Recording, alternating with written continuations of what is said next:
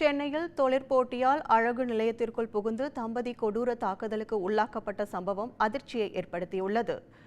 சென்னை அண்ணா நகர் சாந்தி colony பகுதியைச் சேர்ந்த லோகேஷ் சோபனா தம்பதி அதே பகுதியில் சோனாடே பாரிஸ் என்ற பெயரில் அழகு நிலையம் ஒன்றை நடத்தி வருகின்றனர். இவர்கள் அதே பகுதியில் உள்ள செயல்பட்டு வரும் மற்ற அழகு நிலையங்களை விட மிக குறைந்த கட்டணங்களை வசூலிப்பதாக கூறப்படுகிறது. இதனால் மற்ற அழகு நிலையங்களின் உரிமையாளர்கள் குறைந்த கட்டணம் வசூலிக்க கூடாது, தள்ளுபடி விலை கொடுக்கக்கூடாது என பல முறை சோபனா லோகேஷிடம் தகராறில் ஈடுபட்டு வந்ததாக சொல்லப்படுகிறது.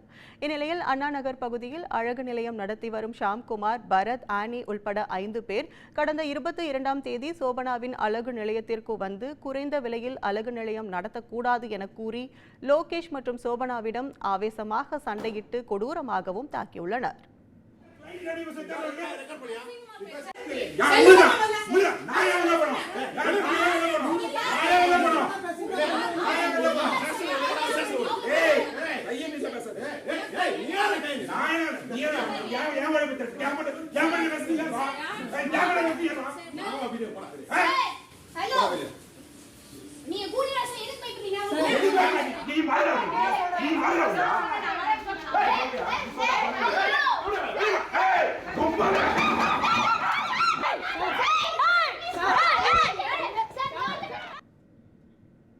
தாக்குதலில் காயமடைந்த இருவரும் கீழ்ப்பாக்கம் அரசு மருத்துவமனையில் சிகிச்சைக்காக அனுமதிக்கப்பட்ட நிலையில் இதுகுறித்த புகாரின் பேரில் 5 பிரிவுகளின் கீழ் வழக்கு பதிவு செய்த அண்ணா நகர் காவல்துறையினர் தாக்குதல் நடத்திய சிசிடிவியை பார்த்து ஆய்வு செய்து வருகின்றனர்.